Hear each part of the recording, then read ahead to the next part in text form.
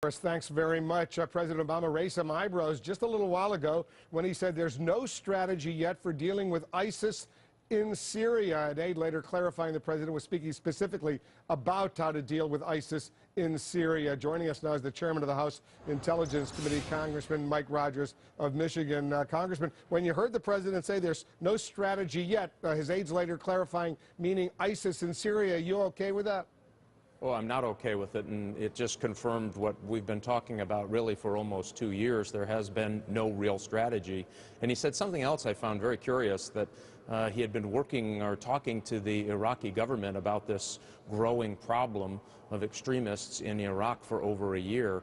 None of that fits. So after they took Mosul, you would think that they would have sat down for as long as it took to develop a strategy. And everybody knows, including the Department of Defense, you cannot stop ISIS in Iraq without their safe haven operation, their logistic operation, and what many believe is supposed to be their headquarters or their capital of their caliphate in eastern Syria.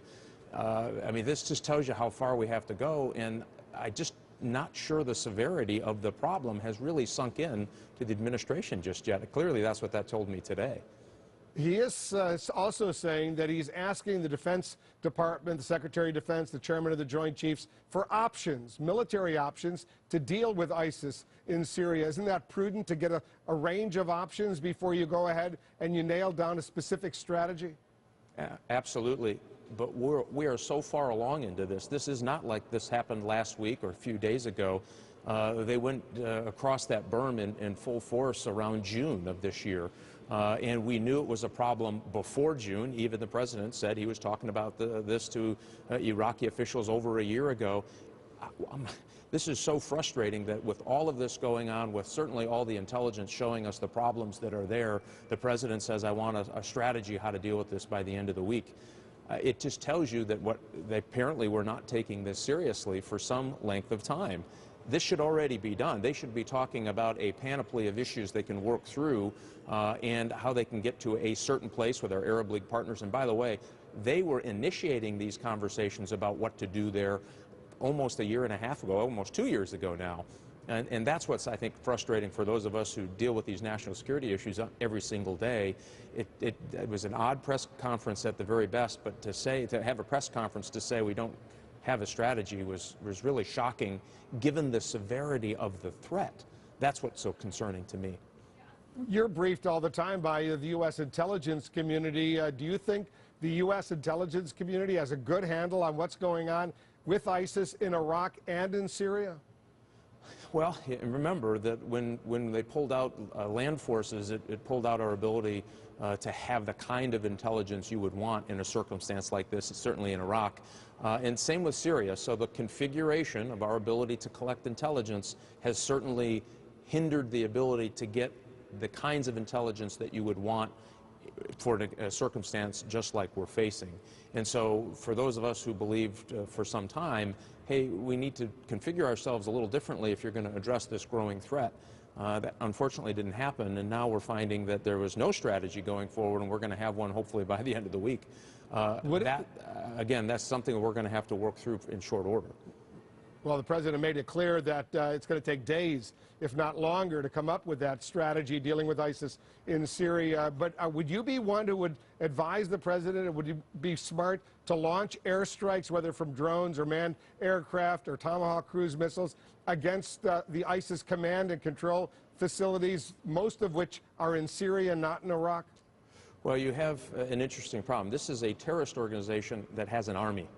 And so they have, and as a matter of fact, they just recently appointed an oil minister. They're in this for the long haul. They're trying to structure themselves in a way that they can hold and expand their holdings. So when a terrorist organization acts like an army, they present military targets the way any other army would do. So I think there are some disruptive actions that the president can take on very short order that would start to degrade and disrupt the momentum of this very dangerous organization.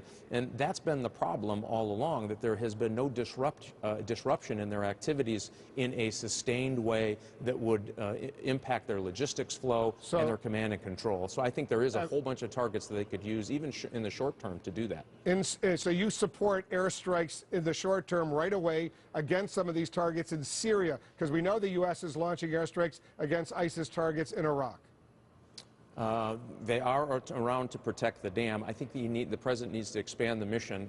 We need to come right out and identify what the problem is. It's not that ISIS was approaching the dam. That's only one part of a very large problem. The problem is you have a terrorist organization who believes it's creating the caliphate and will rape and murder to get that done, who has also expressed an interest to conduct attacks against the United States and Europe, and now has the availability, as you're seeing in the newscast, with putting a face on who these individuals are. These are Americans with Western passports. So they have all the elements. Congressman, just to be precise, do you support U.S. airstrikes against ISIS targets in Syria? I would support disruptive activities that could include airstrikes in Syria and Iraq to disrupt what is a terrorist group with an army. And I think we have to understand how serious that really is.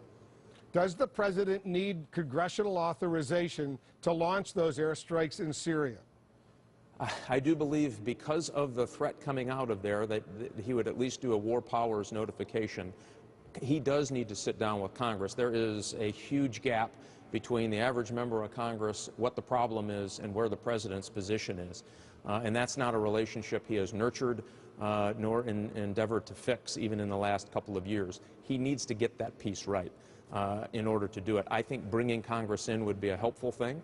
I think America needs to see a unified United States Congress against what is a unified terrorist group with an army, so that they understand that we will not tolerate any attempts for invading their neighbors and or coming to the United States and causing a terrorist act. About the Americans who are fighting alongside ISIS, we've been told that Douglas McCain, he was on a watch list. The U.S. knew about him. What about this other guy, Abdul Rahman Mohammed, the second American that reportedly was killed fighting for ISIS? Was he on a similar watch list? I have seen no confirmation of that. And again, the fact that they're having some difficulty identifying him exactly being there, it tells you there may be an issue there.